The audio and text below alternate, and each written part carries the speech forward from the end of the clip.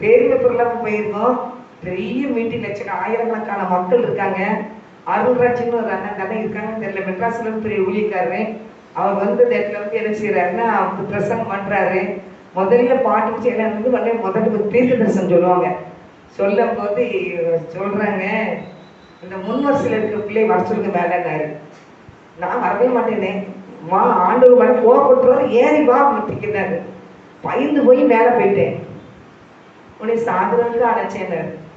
ஒரே வார்த்தை, உன்னை சாகுறதுக்கா அழைச்சேன். நான் ஏன் இருக்கணும், நான் செத்துத்தான் நல்லா இருக்குன்னு ஏன் சொன்னா கேட்டாரு.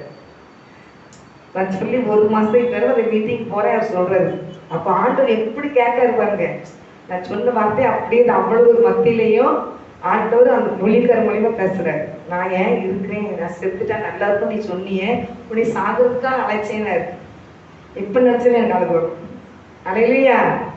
அப்ப ஆண்டவர் எப்படி நம்மளோட வார்த்தைகளை கவனிக்கிறாரு பாருங்க. ஆண்டவர் நம்ம கூட இருக்கிறாரு. பிள்ளைய நீங்க நம்ம கூட தான் இருக்கிறாரு. நம்ம பாட்டுக்கு சொல்லி வாயில வரதான் நம்ம சொல்லியிருக்கோம். ஆனா ஆண்டவர் அவர்கிட்ட கஷ்டப்படுவாங்கிறது நமக்கு தெரியல. ஆனா நீ பாலக தேசம் சொல்லாத, கைவிடப்பட்டவர்கள் சொல்லாத, நான் உங்களை என்ன செய்றேன், பிரியமா இருக்கிறேன். கர்த்தருடைய பிள்ளைகள் அவர் ரத்தத்தால கழுவப்பட்ட ஒவ்வொரு பிள்ளைகள் மேலேயும் ஆண்டவர் பிரியமா இருக்கிற தேவனுடைய என் தகப்பனை ஆசீர்வதிப்பார், என் கர்த்தரை உயர்த்துவார், என் கர்த்தரை மேன்மைப்படுத்தார். இந்த விசுவாசமான வார்த்தைகளை சொல்லி ஆண்டவருக்கு முக்கியத்துவம் கொடுக்காம பிசாசுக்குரிய வார்த்தை ஒரு வார்த்தை சொன்னதுனால ஆண்டவர் மேடையில கூப்பிட்டு அதே வார்த்தை கேட்காது. எனக்கு தன்னால பயந்துச்சு.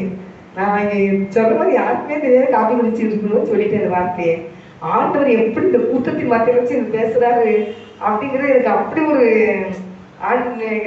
அலையா எப்படின்னு எனக்கு தெரியல. அந்த இடத்துல நான் சொன்னது அப்படியே அவ்வளோ ஒரு வார்த்தை அப்படி அந்த ஒரு வார்த்தை சொன்ன ஒரு வார்த்தை அப்படியே சொல்லிட்டாங்க அந்த பிள்ளைக்காரவன்.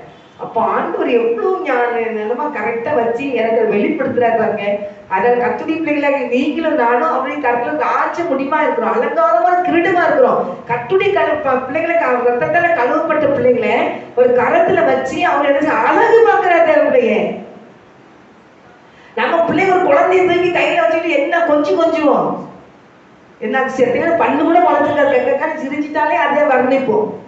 கண்ணை பாரு, அழகப்பாரு, மூக்கப்பாரு, தலையை பாரு, முடிய பாரு, வர்ணிப்பவன்.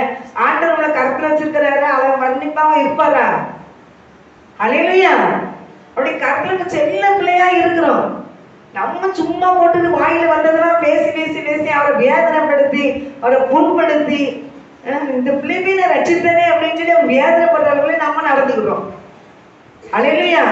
நான் தேவ பிள்ளைகளை நம்ம பேசுற வார்த்தைகளை நம்ம நினைக்கிற சிந்தனைகள் எல்லாம் கர்த்தருக்கு என்ன செய்யணும், பிரியமா இருக்கணும். அவரை மேல பிரிய வச்சிருக்காருல்ல, வார்த்தை பூமி உண்டாக்குற கர்த்தர் மேல பிரிய வச்சிருக்காருன்னா நம்ம சும்மா சத்தையான ஒரு ஆம்பளம் சொன்ன மாதிரி நான் ஒரு சாம்பல் அப்படின்னு சொன்ன மாதிரி நம்ம சும்மா ஒரு அப்படி காத்தடிச்சா பறந்து போற ஒரு சாம்பல் தான், காலையில முளைக்கிற ஒரு புல்லு தான், சாயங்காலம் மறைஞ்சிரும் காய்ச்சிரும்.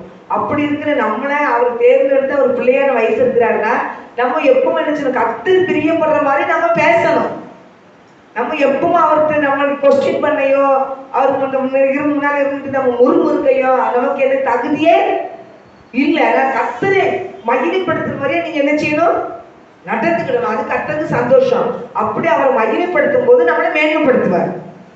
கர்த்தரை மகிமைப்படுத்தும் போது அவர் நம்மளை மேன்மைப்படுத்துவார். இப்போ தேவ பிள்ளைகளை நம்ம வாயில ஒவ்வொரு நேரமும் என்ன பேசணும் என்ன பேசக்கூடாது அப்படிங்கிற எண்ணம் நமக்குள்ள என்ன செய்யணும், வரணும்.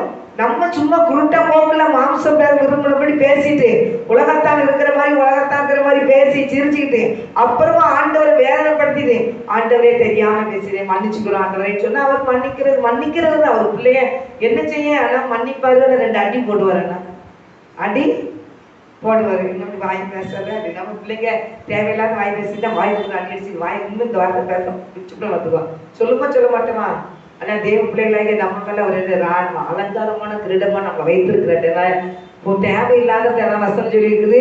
நீ இது பாலான தேசம்னு சொல்லாத, என்ன பண்ணாம நீ எப்சிப்பா என்று ஒரு பீல தேசம் பீலா என்று சொல்லப்படும். கர்த்தர் உண்மை பிரியமா இருக்கிறான்னு சொல்லிட்டு இன்னும் குடும்பம்லாம் உங்ககிட்ட என்ன செய்ய போகுது, அன்பு செலுத்த போகுது. நம்ம நினைச்சு பாராத அன்பு குடும்பத்துக்குள்ள இருந்து நமக்கு மேல என்ன செய்ய போகுது, வரப்போகுது. வரப்போகுது. அது மாத்திரம் அதுல உன் தேவன் அது மேல என்ன செய்யறாராம், மகிழ்ச்சியா இருக்கிறாராம். நம்ம குடும்பத்தின் மேல கர்த்தர் மன மகிழ்ச்சியா இருக்கிறாங்க. அல்லேலூயா. தேவ பிள்ளைகளை நீங்க என்ன செய்யக்கூடாது, சோர்ந்து போகாதீங்க. கர்த்தருடைய பிள்ளைகள் தேவனுக்கு பிரியமான பிள்ளைகளா இருங்க. நான் சொல்லி கொடுத்ததால உபவாச ஜெபம் இருந்துச்சுன்னா வீட்டுல இருக்கிற பிள்ளைகள் உபவாச ஜெபத்துல கலந்துக்கோங்க. முழு ஜெபம் இருந்தாலும் முழு ஜெபத்துக்கு கலந்துக்கோங்க. தேவன் அதை பார்க்கிறார், கர்த்தர் அதை பார்க்கிறார். ஆண்டவர்கிட்ட குட்டிக்களி சொல்ல முடியாது, சாக்கு போக்கும் சொல்ல முடியாது. தெய்வ பிள்ளைகளாக எல்லாரும் கைகோர்த்து நின்று தேசத்துக்காக கதற போதுதான் தேசத்துல ஒரு பெரிய விடுதலையை ஆண்டவர் கொடுக்க முடியும். அதனால அவன் சாமக்காரனை போல நம்ம என்ன செய்யணும், தூங்காதபடி ஜெபிக்கிறது ரொம்ப ஆசீர்வாதம். அல்லேலூயா. நேரம் கிடைக்கும் தூங்குங்க, நேரம் கிடைக்கும் ஜெபம் பண்ணுங்க. சபையில என்ன நடந்தாலும் போய் உள்ள வந்து தூங்கிட்டு இருக்காதீங்க. வேலை வேலை வேலை வேலை 28 மணி நேரம் வேலை, 24 மணி நேரமா 24 மணி நேரம் வேலை வேலை வேலை வேலைன்னு வேலையில முங்கிறாங்க. கர்த்தருக்கு கொடுக்க வேண்டிய கருத்தை நம்ம கொடுத்தே தான் ஆகணும். யாரா இருந்தாலும் ஆண்டவருக்கு கொடுக்க மாட்டாங்களாம், ஆண்டவருக்கு நேரம் கொடுக்க மாட்டாங்களாம். ஆண்டவர் ஏன் இப்படி வச்சிருக்காரு, ஆண்டவர் ஏன் இப்படி ஆசீர்வதிக்கல, ஆண்டவர் ஏன் இப்படி பிள்ளைகள் போட்டிருக்காரு, இப்படி பிள்ளைங்க ஒரு பக்கம் திரும்புது, புருஷன் ஒரு பக்கம் திரும்புறான், மருமக்கள் ஒரு பக்கம் திரும்புறாங்க அப்படின்னா நம்ம ஆண்டவருக்கு நேரம் திருப்பி நின்னோம்னா எல்லாமே சரியா திரும்பிடும். அல்லேலூயா.